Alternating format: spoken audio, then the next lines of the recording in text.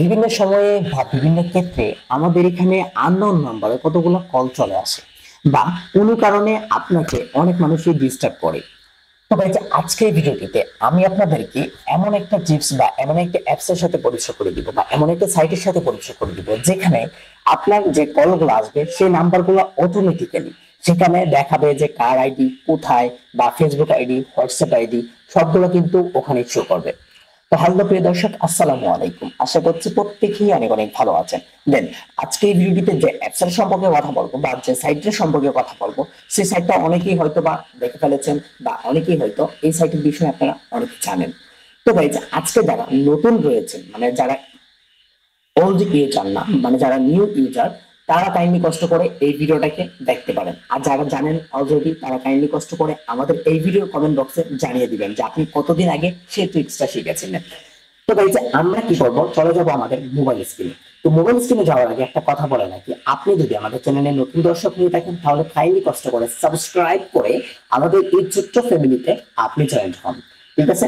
তো ভাই যে আমরা কি করব, এখান থেকে চালিয়ে দিব আমাদের স্ক্রিন রেকর্ডটা। তো স্ক্রিন রেকর্ডটা চালু করার পর আমরা আপনাদেরকে সুন্দরভাবে দেখিয়ে দিচ্ছি। তো পাশে আমাদের মোবাইল স্ক্রিনে যাওয়ার পর এখান থেকে আপনি কি করবেন, একটা অ্যাপস ডাউনলোড করতে হবে।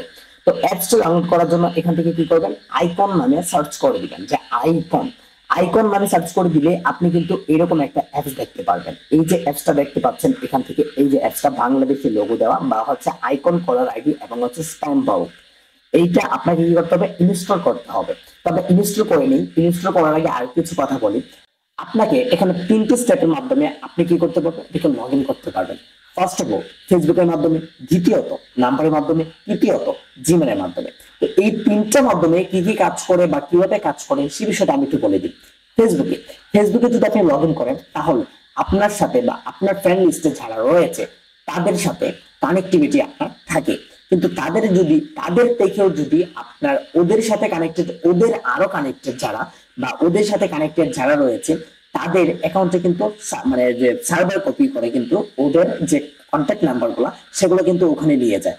আবার দ্বিতীয়ত হচ্ছে গুগল অ্যাকাউন্ট বা গুগল জিমেলের মাধ্যমে। তো জিমেলের মাধ্যমে যদি আপনি অ্যাকাউন্ট খোলেন, জিমেলের মাধ্যমে আপনার যত কন্ট্যাক্ট লিস্ট রয়েছে সেইগুলো কিন্তু আপনার এই যে চ্যাট জিপিটির মধ্যে যেরকম আমরা তথ্য প্রদান করে সেরকম ভাবে কিন্তু এই আইকন আপনাদের এখানে কিন্তু নিয়ে যাবে।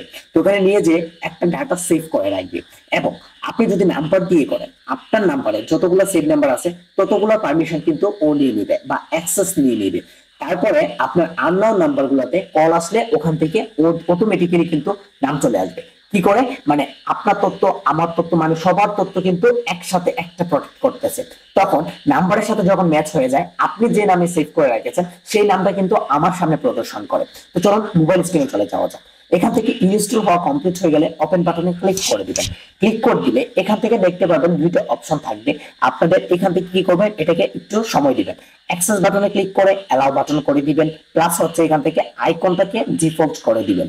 ডিফল্ট করে দিলে হবে কি, আপনি যখন কল দিবেন তখন এটার মধ্যে কল আসবে। তো সবগুলোকে অ্যালাউ করে দিবেন। নট অ্যালাউ করে দেওয়ার কোনো চান্স নাই। এখানে ডিলিট করে দিতে পারেন ডাটা ইউজের মধ্যে, এটা মানে করলেও সব ভালো, না করলেও ভালো। এটা আসলে ইফেক্টেড কোনো কিছু করে। আমরা ব্যাক দিয়ে দিলাম, দেওয়ার পর এখান থেকে আমরা আইকনটাকে ডিফল্ট হিসেবে রাখলাম। ডিফল্ট হিসেবে রাখার পর এখান থেকে আমার নাম্বারটা দিয়ে কনফার্ম বাটনে ক্লিক করে দিলাম। তো আসলে আমরা দেখি এটা ভেরিফাই হয় কিনা। তো এটা ভেরিফাই করার জন্য আমার ওখানে কল যাবে, ঠিক আছে? তো এখানে আমরা এটা কি করবো, কেটে দিব।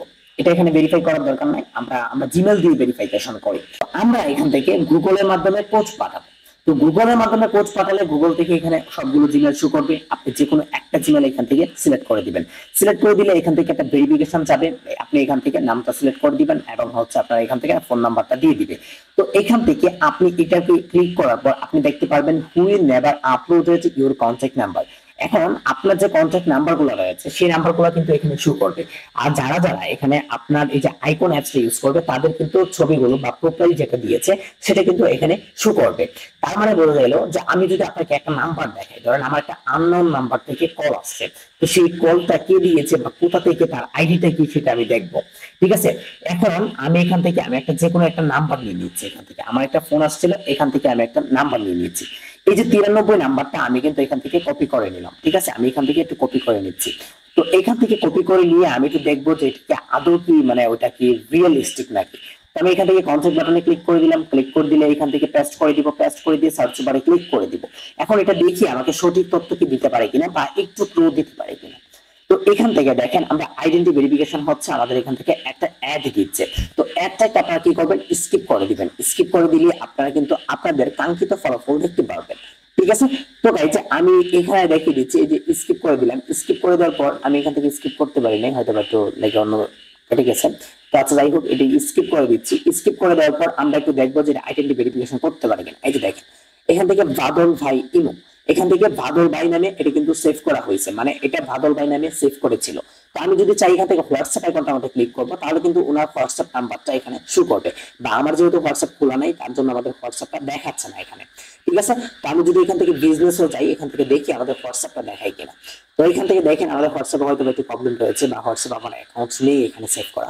তো আমি যাচ্ছি ফেসবুকে, এটা দিয়ে অ্যাকাউন্ট দিয়ে ফেসবুক খোলা হয় না, আপনারা চাইলে এটা দিয়ে চেক করতে পারেন। ঠিক আছে, তো গাইজ আজকের ভিডিওটি এই পর্যন্তই ছিল। আশা করছি প্রত্যেকের অনেক অনেক ভালো লেগেছে।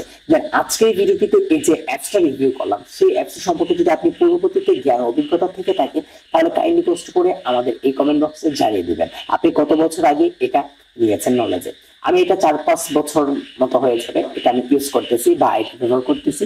আমি আজকে এই চ্যানেলে নতুন, আমি এখানে রিভিউ করলাম যারা নতুন রয়েছেন তাদের জন্য। ঠিক আছে, তো গাইজ দেখা হবে নেক্সট কোনো ভিডিওতে। ততক্ষণ পর্যন্ত ভালো থাকুন, সুস্থ থাকুন, আল্লাহ হাফেজ।